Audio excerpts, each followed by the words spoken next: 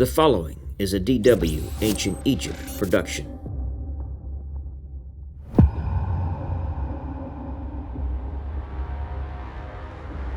The mastabas of officials from the previous dynasties had lined the edge of the plateau at Saqqara, overlooking Memphis from the west. Djoser decided to move his monument back from the plateau's edge by about a mile before building his mastaba. Originally, this project was a normal mastaba. However, his architect and vizier, Imhotep, enlarged the mastaba several times while stacking mastaba on top of mastaba. What he created was the first stone building in history, which consisted of 6 unequal steps rising to 204 feet. Known as the Step Pyramid, this temple complex also had a substructure of honeycomb shafts and tunnels. This construction was probably 3 or 4 times larger than any other building on the planet at the time.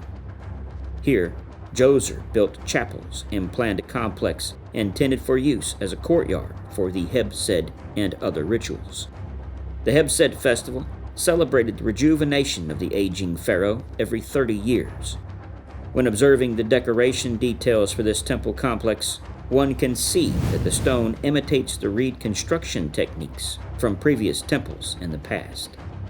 The fine fluting on the columns immediately called to mind the Greek Doric column, but this comes an amazing 2,000 years later. The complex covers 37 acres and is about 2.5 times as large as the Old Kingdom town of Hierakonpolis.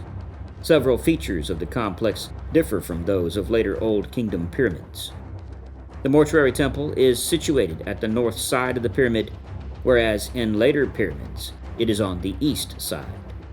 Also, Djoser's complex is built on a north-south axis, whereas later complexes utilize an east-west axis. Furthermore, the Djoser complex has 1 niched enclosure wall, whereas later pyramids have 2 enclosure walls, with the outside one being smooth and the inside one being sometimes niched. The enclosure wall was built of light Tura limestone 34 feet high. The wall is interrupted by 14 doors, 13 of which were fake, or false doors. They were meant only for the king's use in the afterlife. They functioned as portals through which the king's ka, or soul, could pass between life and the afterlife. The functional door at the southeast end of the complex led to a narrow passageway that connects to a roofed colonnade. The roofed colonnade led from the enclosure wall to the south of the complex. A passageway with a limestone ceiling, constructed to look as though it was made from whole tree trunks, led to a massive stone imitation of 2 open doors. Beyond this portal was a hall with 20 pairs of limestone columns composed of drum-shaped segments built to look like bundles of plant stems and reaching a height of 22 feet. The columns were not freestanding, but were attached to the wall by masonry projections. Between the columns on both sides of the hall were small chambers, which some Egyptologists propose may have been for each of the provinces of Upper and Lower Egypt. At the end of the colonnade was the transverse hypostyle room, with 8 columns connected in pairs by blocks of limestone. This led to the south court. The south court was the large court between the south tomb and the pyramid. At the southern end of the court was a platform approached by steps. It has been suggested that this was a platform for the double throne. This fits into the theory proposed by Barry Kemp, and generally accepted by many, that suggests the whole Step Pyramid complex symbolized the royal palace enclosure and allowed the king to eternally perform the rituals associated with kingship. At the very south of the south court lay the south tomb. The south tomb is comparable to the satellite pyramids of later dynasties and is considered the home of the ka in the afterlife. This was Djoser's southern burial, just a couple of 100 yards from the Step Pyramid. This construction was a mastaba, not a pyramid. The substructure of the south tomb was entered through a tunnel-like corridor with a staircase that descended about 100 feet before opening up into the pink granite burial chamber. The staircase then continued west and led to a gallery that imitated the blue chambers below the Step Pyramid. Blue tiles on the inside, made of ceramic called faience, featured the king running a Hebsed festival. The symbolic king's inner palace is much more complete than that of the pyramid. The pyramid was not simply a grave in ancient Egypt. Its purpose was to facilitate a successful afterlife for the king so that he could be eternally reborn. It also facilitated the king's ascension to join the eternal North Star. Under the step pyramid is a labyrinth of tunneled chambers and galleries that total nearly 4 miles in length and connect to a central shaft 23 feet wide and 92 feet deep. These spaces provided room for the king's burial, the burial of family members, and the storage of goods and offerings. The entrance to the shaft was built on the north side of the pyramid, a trend that would remain throughout the Old Kingdom.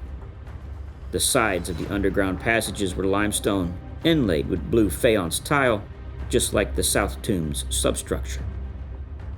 These walls also revealed the king participating in the Hebsed festival. These chambers resembled the palace and would serve as the new palace of the royal Ka. In the storerooms, over 40,000 stone vessels were discovered, many of which predated Djoser. These would have served Djoser's visceral needs in the afterlife. An extensive network of underground galleries were located to the north, west, and south of the central burial chamber, and crude horizontal magazines were carved into these.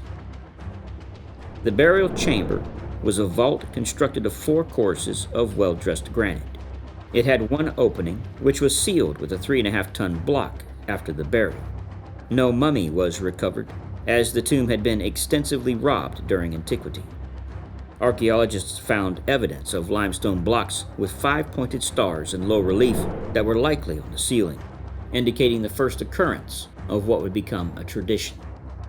Unfortunately, all of the precautions and intricate design of the underground complex did not prevent ancient robbers from finding a way in. Djoser's grave goods, and even his mummy, were stolen at some point in the past, and all the archaeologists found of the king was parts of his mummified foot, and a few valuables overlooked by the thieves. The northern funerary mortuary temple was on the north side of the pyramid. This structure was the cult center for the king. To the east of the temple was the serdab, which was a small enclosed structure that housed the Ka statue.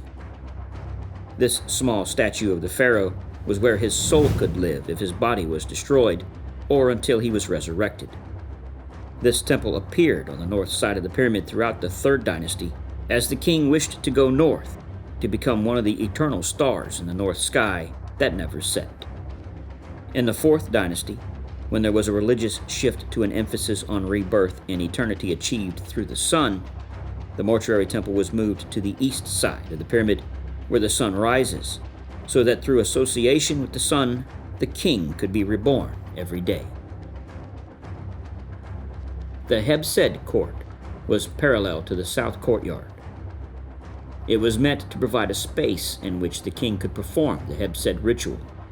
Flanking the east and west sides of the court were the remains of 2 groups of chapels, many of which were dummy buildings of 3 different architectural styles. Imhotep is one of the few Egyptian architects to be known to us by name.